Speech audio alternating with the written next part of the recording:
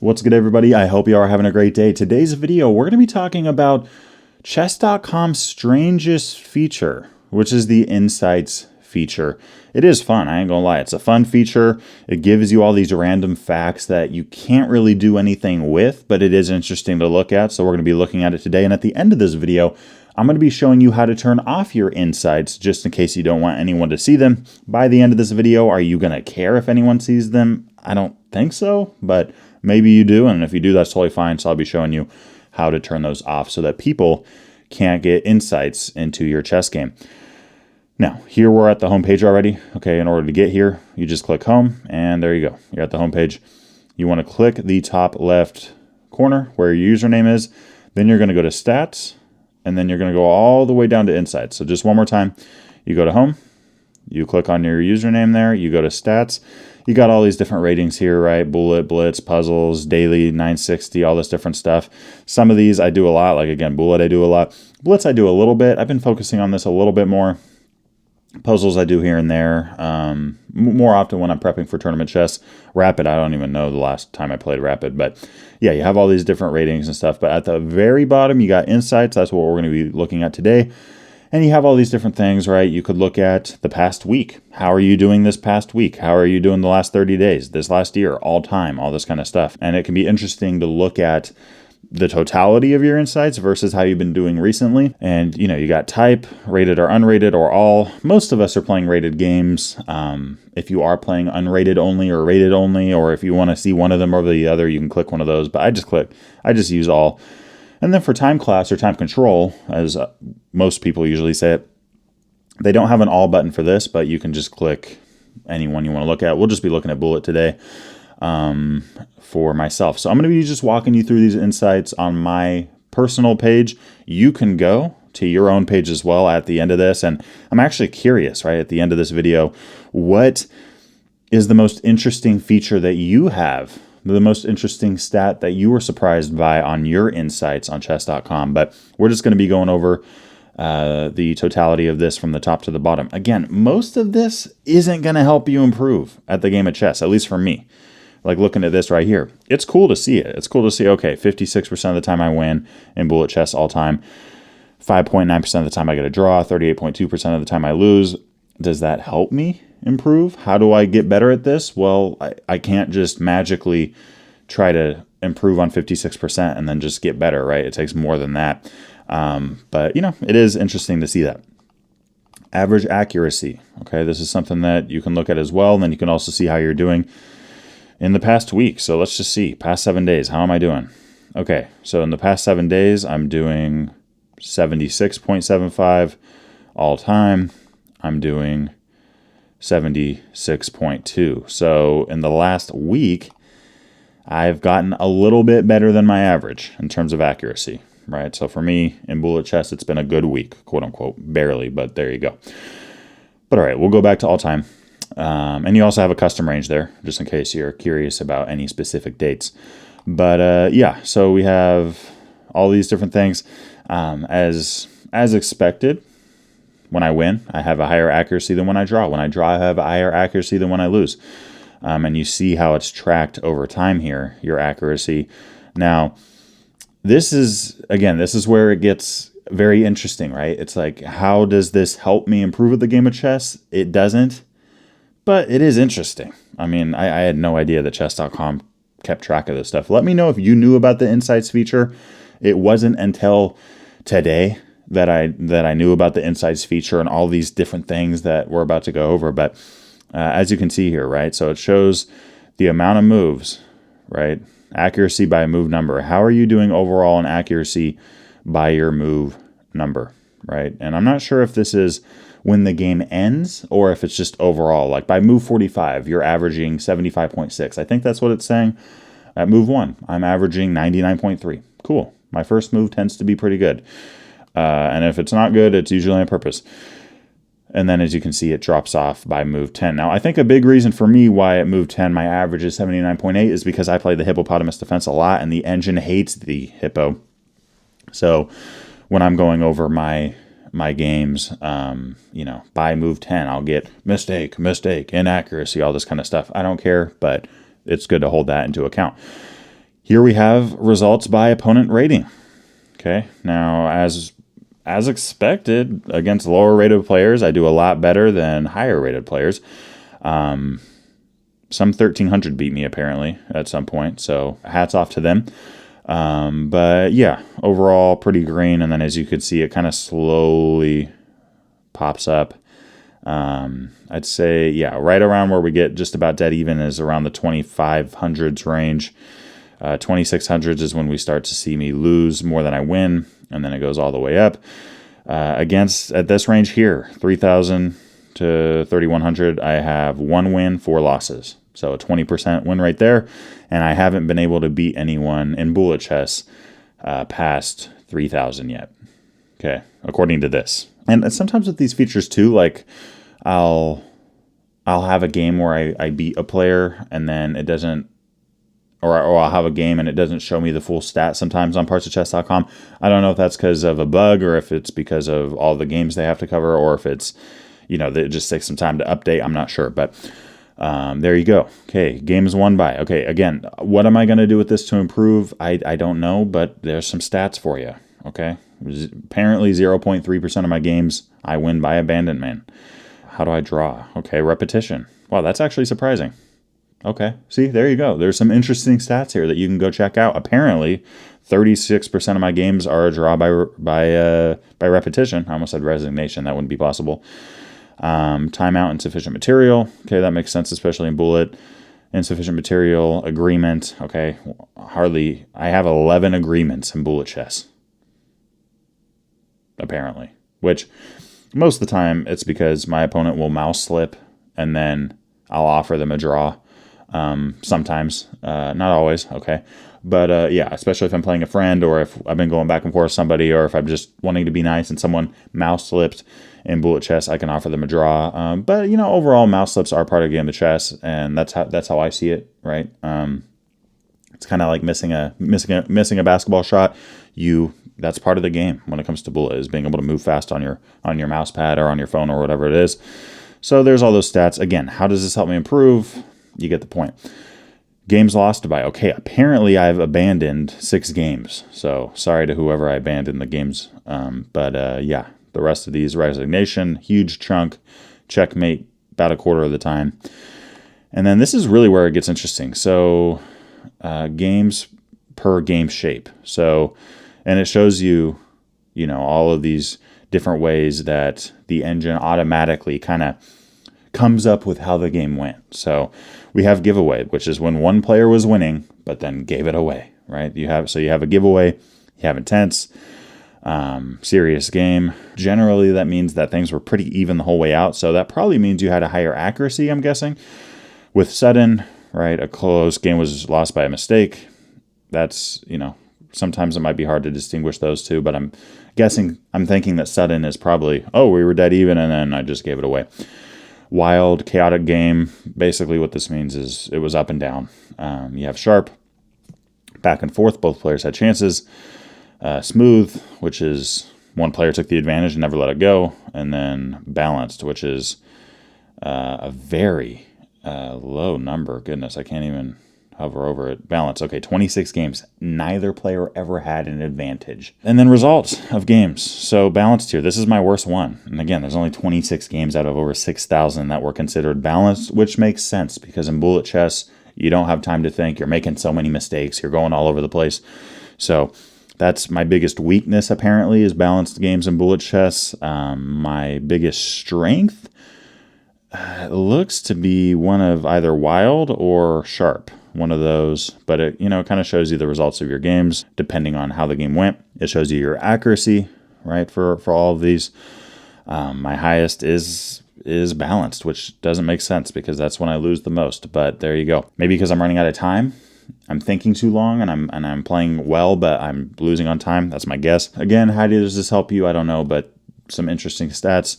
And this is actually helpful for players to look at, okay, because a lot of players really focus on the opening. Right, they really focus on the opening. They spend a lot of time on it. And look, I'm a big fan of the opening. I've made way too many opening videos on this channel. However, Most games don't end in the opening. Most games end in the middle game or the end game. I'm playing bullet chess, and still 55.3% of the time, my games end in the end game. So the end game is something that will probably be reached in your chess games, and you got to be prepped for it. Accuracy in the opening, 87. I think this would probably be higher if they didn't punish me for playing the hippo. Middle game, you have a drop-off expected. End game, so it looks like my end game's a little bit stronger than my middle game overall. You have results, right, that end in certain stages. So in the opening, I'm winning more than I'm losing, and then it kind of goes a little bit closer to even after that. Okay, performance. So this is actually really helpful. This is a really helpful feature. So up until this point, the insights are just kind of like, cool, good to know, right? But they're not like super helpful. This is helpful because this is actually showing you how you perform with different openings, which is really helpful. So you have as white, right? As white, when I play e4 and I see c5, I'm doing pretty well there. I'm doing pretty well. Now, you know, when you're looking at other stats here, like when I'm playing as white and I see the PIRC defense, it's a lot closer. It's a lot closer here. This is my lowest percentage over anything, is the PIRC defense. So the Sicilian, the French, the Scandi, all these different things, I'm getting really good percentages. But the PIRC, I'm not doing that good. I need to work on this. I need to focus more on the PIRC. And it makes sense because against the PIRC, when I see it, I take a deep breath and I go, goodness gracious, I am just not happy to see that. And speaking of the PIRC defense, I have a Czech PIRC defense course as well as 4 other online courses that I'm offering a 30% off discount code on. If you're interested in any of those, I have a discount code that is good until the end of this month, until the end of April. So time is running out. Make sure to go get that if you're interested in it. If you are, the discount code is CHESS25. Go down to the link below in the description or in the pinned comment. Plug in the discount code CHESS25 and you will receive 30% off no matter how many courses you decide to invest in. I hope you guys enjoy them. But there you go. The PIRC defense, I'm having a hard time with that one. And then that's for white. Right, for black, boom, we click on this. So, you know, the modern defense with e4, you have 51 to 42. So overall, playing pretty solidly there. I'm trying to see if there's something I'm losing at more. Doesn't look like it. These are also my top 10 openings. So these are openings I go with a lot. But you can kind of compare and contrast certain, you know, stats. It looks like when I see the move b3, I don't perform that well, right? I mean, I win just barely, but you get the point. So that's actually really helpful. It can show you what openings you're playing well, what openings you aren't. And if you're trying to decide, I've been playing the French for a long time, I've been playing the Carl, or I've been playing the Hippo, and I've been playing the Ponziani, or whatever it may be, that can help you decide, okay, wait, with the Hippo, I'm doing great. Or with the Hippo, I'm doing horrible. I need to switch over to the English because of you get the point, right? So there you go. With mastery, the average number of book moves you make in a game when you are the one to leave book first. Okay, interesting. Yeah, I'm not really sure what to do about this one. A lot of it depends on your opening repertoire.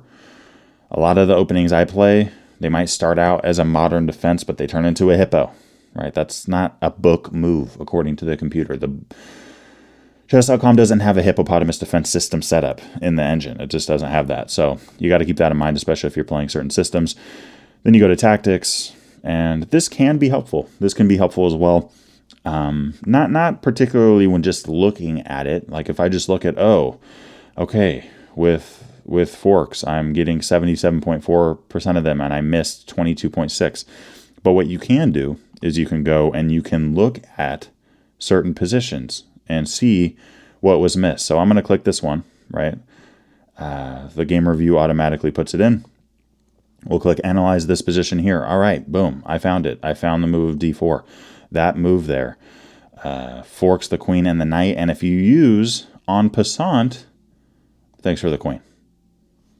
And of course, the knight can't en passant the pawn. So in that case, you can't take me unless you want to lose your queen. So the best thing you could do is run away with your queen somewhere, but then you lose your knight. So I found that move. I found that one, right?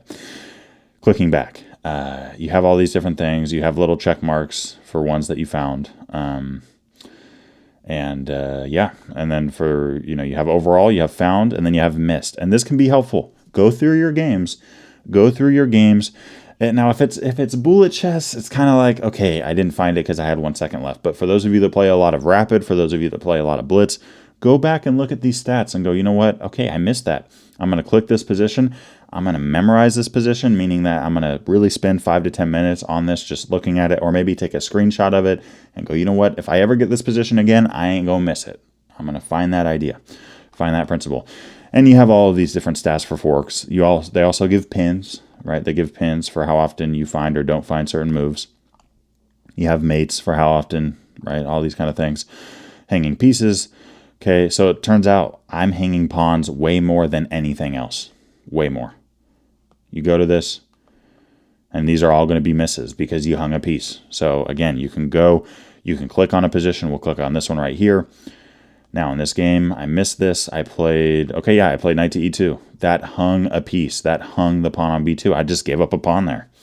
I just gave up a pawn. So I could look at this position, assuming that I actually, spent more than 2 seconds on this move, and I actually spent some time in rapid chess. I could look at this insights feature and go, okay, where did I hang a piece? If you want to find where you hung pieces over your entire chess, journey on chess.com, they're all sitting right here on insights. So this might be the best feature they have. A lot of players struggle with hanging pieces. You could see every single time you've hung a piece on chess.com through this feature.